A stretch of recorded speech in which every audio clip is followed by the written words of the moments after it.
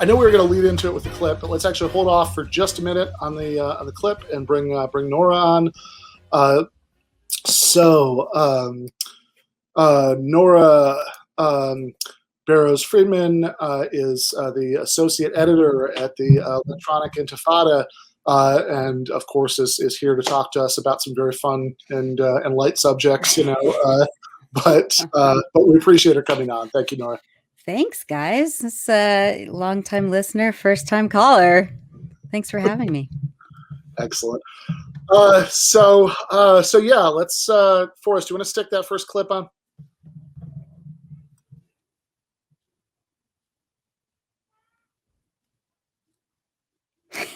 Jacob the Settler.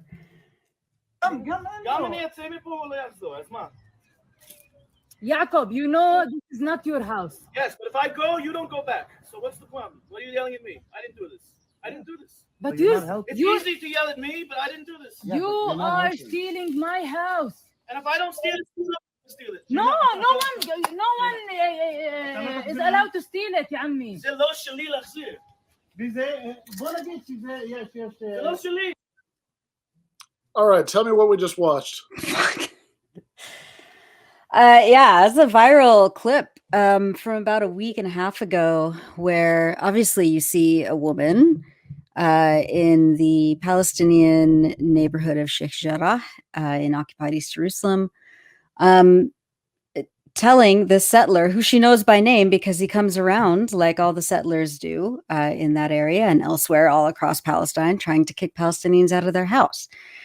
So you see, Jacob the Settler, Jacob, who's got a pretty good American accent there because he's American.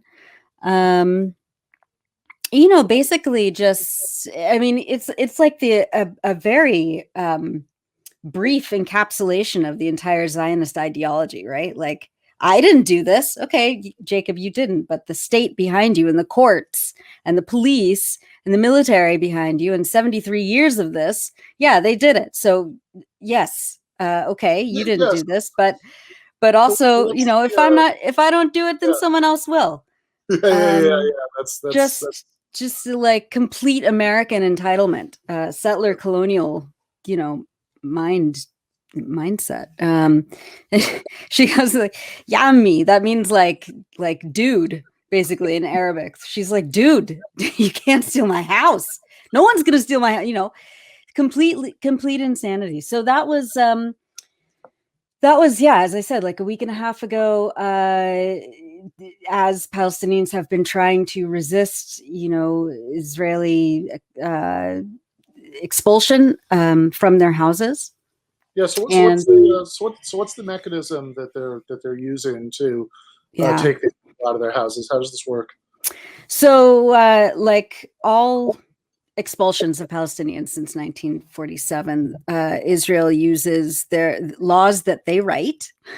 Right. That gives them the right to expel any Palestinians home that they want, or land. Any sort of property that belongs to Palestinians, it's basically fair game for Israel. This is part of the Zionist political ideology that you were talking about. And so in this case, the settlers and these organizations that back them, these various settler organizations that are financed by Americans and Canadians and Europeans, they petition the Israeli courts. They say that this land does not belong to these Palestinians. A lot of the time, especially in places like Sheikh Jarrah, the documents that settlers provide the courts are completely falsified. They're fabricated. But it doesn't matter because the courts are on their side. The Israeli legal system is set up to favor Israeli settler colonization. Palestinians. Yeah, it's worth highlighting here that even in the cases where the documents might not be forged, that there is like a really outrageous institutionalized legal discrimination here, because if you say okay, I am scion of a Jewish family that was kicked out by the Jordanians in 1948. So here's an old deed to this house, so I get to kick out the people who were born there in that house. But other way around, most definitely not allowed. No, I mean, just across the street in what's now West Jerusalem, many of these families, they can see their houses that they can't access anymore because Jewish Zionist settlers came and took them over, and there's no recourse for Palestinians going to the Israeli court to say, give me back my house. It would collapse the entire state project, which is precisely why Israel won't let Palestinians there, even access the courts, let alone the 7 million refugees now who are not even allowed to visit Palestine. Yeah, I mean, all these people who might have a deed or a key to the house that have been completely passed down since since the 1940s. Right. They certainly can't. They certainly don't have recourse to the same thing. No. Which is I think something that's worth highlighting, because I think maybe some Americans who only sort of pay attention to this kind of have a blurry watercolor impression of what's going on. Sort of think, okay, so obviously there are these, territories that were occupied in 1967, and I can see why that's bad. And there's also okay, maybe when the state was first founded, there's this ethnic cleansing. I can see why that's bad, right? But they sort of think that's it, right? I mean, those are the sort of two issues that put together make up the Palestinian complaint. And one of the things that leaves out is the fact that within the Green Line, within Israel proper, it's not even like you might say of many nations where there's some sort of ethnic majority minority underclass situation where you might say, okay, there are various disparities, there are various informal ways that people are being discriminated against. No, I mean, in this case, it's really institutionalized and really completely. I mean, for Palestinian citizens of the state of Israel, those who are inside the Green Line, they are subjected to more than 60 laws on the books that legally discriminate against them in terms of housing and social services and infrastructure and education. It's legalized discrimination, and that's why it is a very apt word to use the word apartheid, as Human Rights Watch, as B'Tselem, as Palestinian human rights organizations for the last 70 years have called it. It is institutionalized, it is legalized discrimination. And then you have the Palestinians in the occupied West Bank and Gaza Strip who have no rights at all when it comes to, Israel. I mean, they can't even access Israeli courts. The people in the West Bank are subjected to Israeli military courts, while their neighbors in the settlements they're Israeli citizens, they get all the social services, and they go to Israeli civilian courts. So you have two sets of laws for two populations. Under any other circumstance, this would be clear apartheid, and it would be condemned by the international community. But because it's Israel, it gets an exception. Yeah.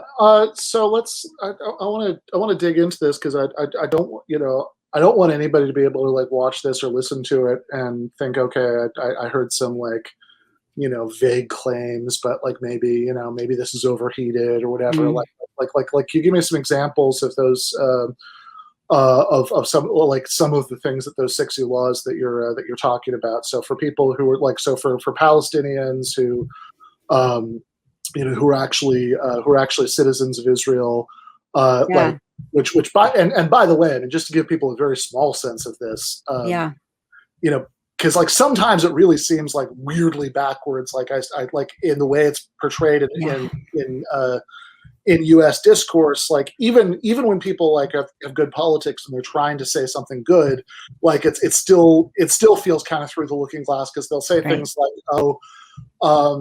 in trying to show how legitimate, how the complaint is, right? They'll say, they'll make these comparisons like Black Lives Matter and things like that. But for example, it wasn't the case that as recently as the 1990s in the United States that Americans were all forced to carry around ID cards that said whether they were white or black to make sure that no light-skinned black people could pass.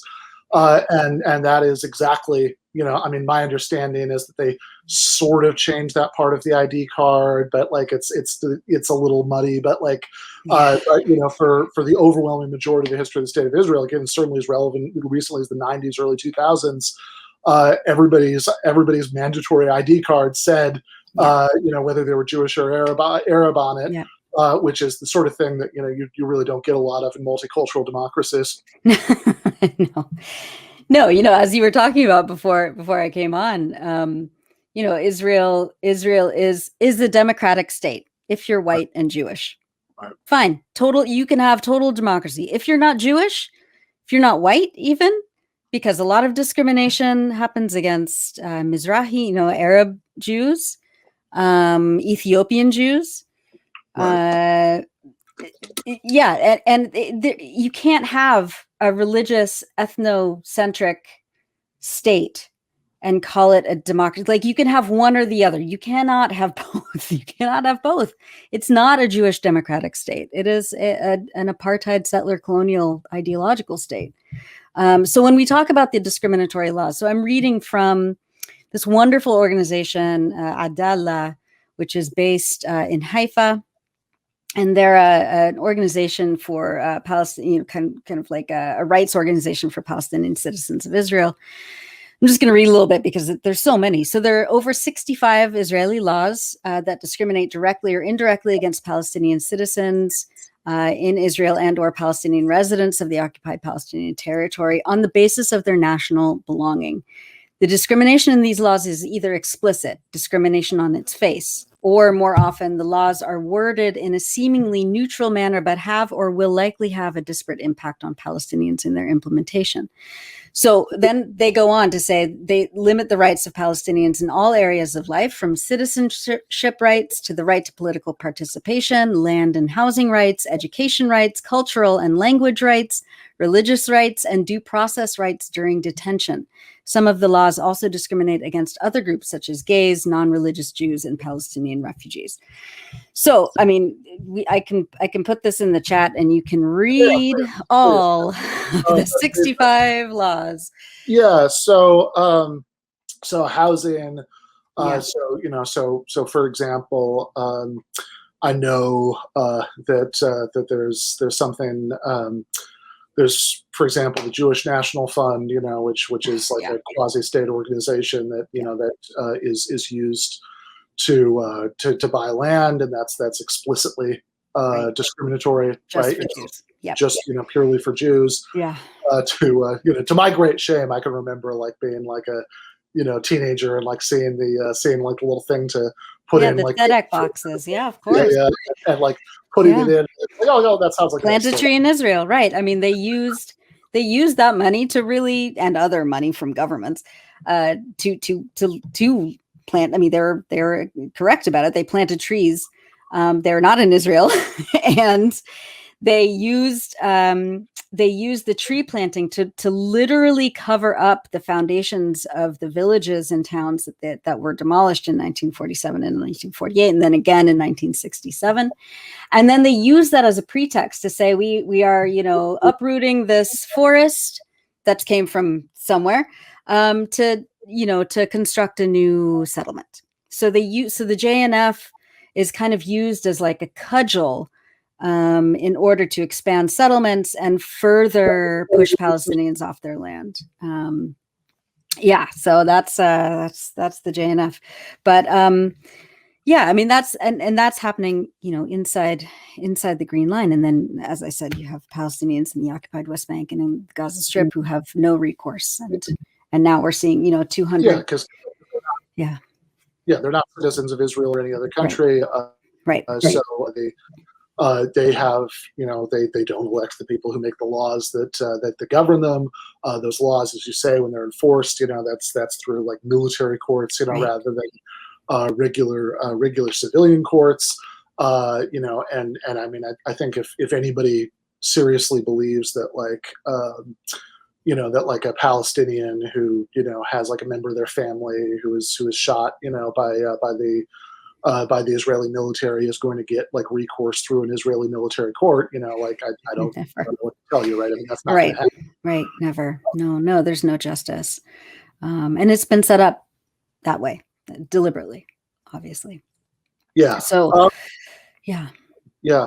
An issue that I wanted to make sure that we got to during this discussion, because I think this like a little bit of awareness that's trickling in, but I think it's just kind of breathtaking, is since a lot of this you might listen to and you might think, okay, well, so maybe we're talking about things that were set up in the 1940s or the 1960s, and that these haven't been rectified yet, but basically maybe things are moving in a better direction.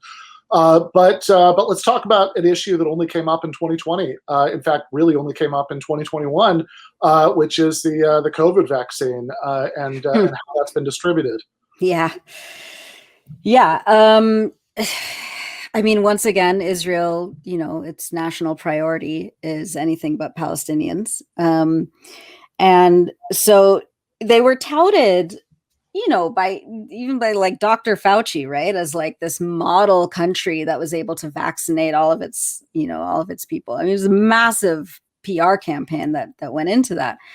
And of course, Jewish Israelis were vaccinated. But Palestinians in the West Bank and Gaza, I mean, right now in Gaza, as bombs are falling onto buildings and, over 200 people have been killed in the last 6 days. 58,000 people are displaced just in the, in the last 6 days. 1% of the Gaza population has been vaccinated. In the West Bank, it's not much more. And, that's what people were saying, in the last few months since the vaccines were available and Israel was deliberately withholding them from Palestinians under occupation, that it was medical apartheid. That's exactly what it is. Medical apartheid, privileging one population over another. And so you have this situation now in Gaza. I was just talking to a friend of mine who's a doctor who works at Shifa Hospital in Gaza City regularly. That's Gaza's main trauma center.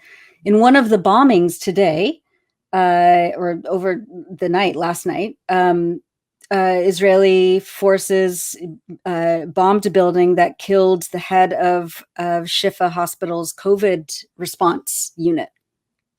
Right. So, and they've been bombing COVID testing centers and clinics. So you have this situation where Palestinians are completely trapped. They're enduring a 14-year siege and blockade, which means that Israel gets to allow whatever it wants or doesn't want into Gaza. It's completely crippled Gaza's economy as they don't have any way to export their goods. And along with, an exhaustive list of items that are banned from being imported into Gaza, are medicines, are basic antibiotics. My friend was talking about how there's no gauze in Gaza. And the word gauze actually comes from the etymology is that it was made in Gaza.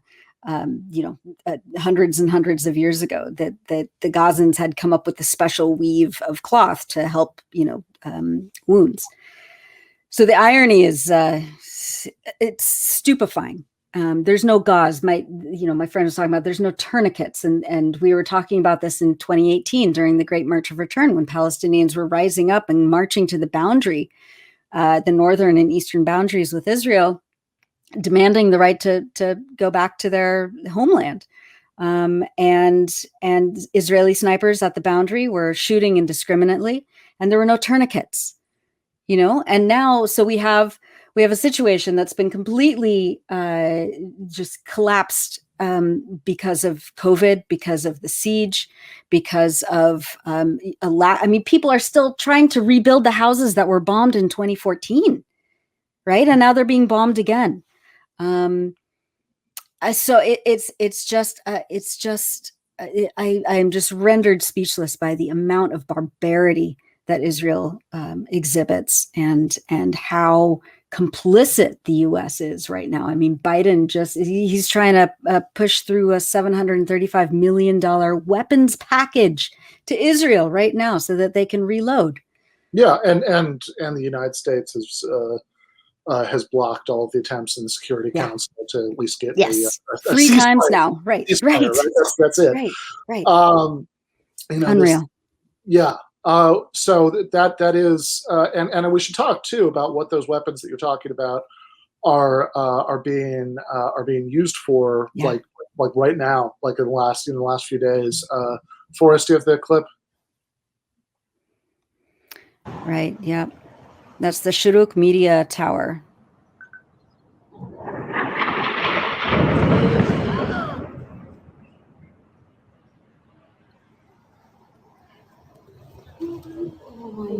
Yeah, a 13-story building just completely wiped off the face of the skyline.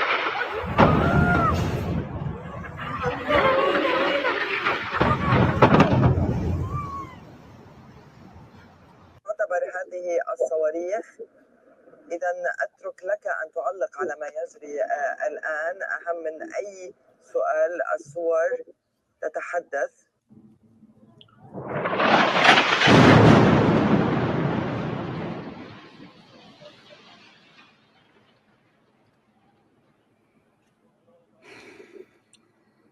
So, in these clips that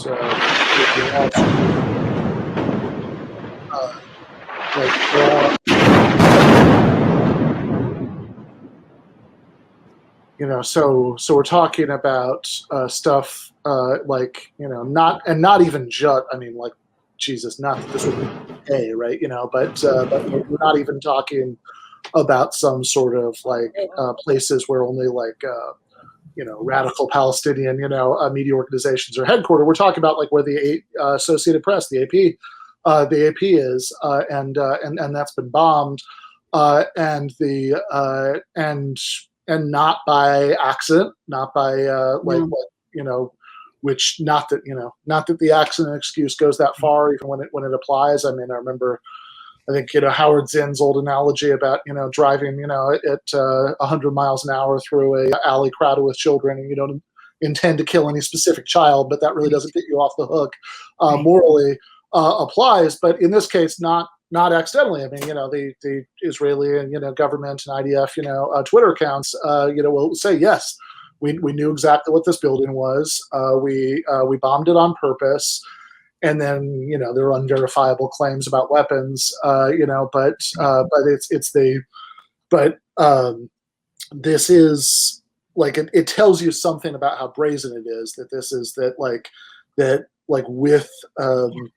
with the world watching, with it all being sort of, it's all on video. This is all hashed out on Twitter. It's that they are still willing to bomb 13-story buildings where mainstream media organizations are headquartered. Yeah, right. And so like when they in the last few days, of course, Israel's Twitter feed has just been boasting about these war crimes that they've been committing. And the reason that they're able to boast about it is because there have been no consequences leveled against Israel for any of the war crimes that have happened in 73 years. So Israel has the tacit, green light by Western countries, most strongly by the US and the EU, right, to obliterate Gaza. Yeah, and then like they think they're so cute, right, with their Twitter feed with all the rockets. It's absolutely despicable. It's disgusting. And Israel has the tactical weapons. They know they have the highest form of technology available to them. It's like people sitting in some office building in Tel Aviv pushing buttons, just as like soldiers here in this country sit in a war room in Las Vegas and drone people in Afghanistan. It's the same. It's a video game to them. They've so successfully dehumanized Palestinians. It doesn't matter if it's women, children, boys, men. It does not matter.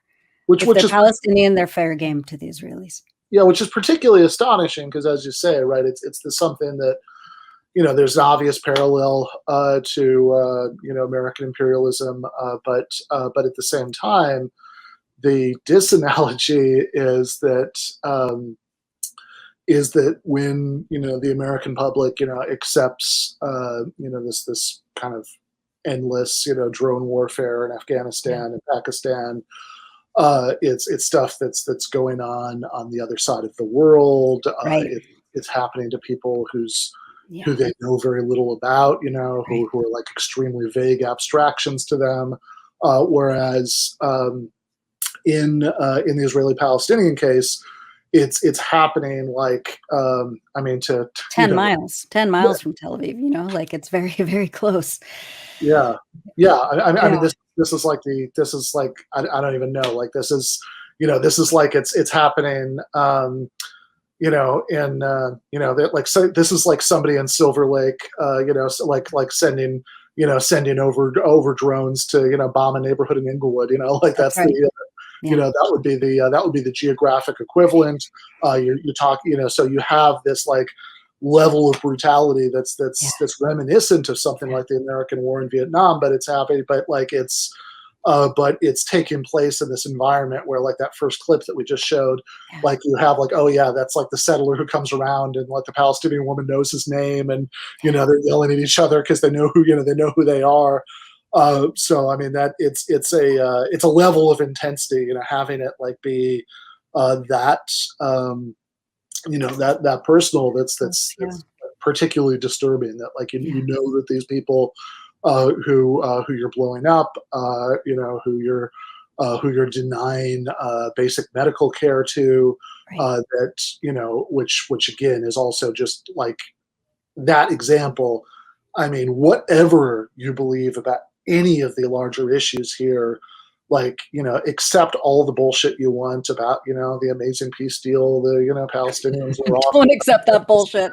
Right? It's such That's a like, waste of thought. Yeah. you know, but like accept whatever bullshit you want about that, and it would still be the case that any occupying power of any country under any circumstances, doesn't matter what it is, right? I mean, we could be talking about like, you know, Germany in 1946, you know, like any country that's being militarily occupied by anyone, the occupier has a legal and moral responsibility to you know, to like ensure that people's basic medical needs, you know, are met, like in any circumstances, never mind during an unprecedented global pandemic.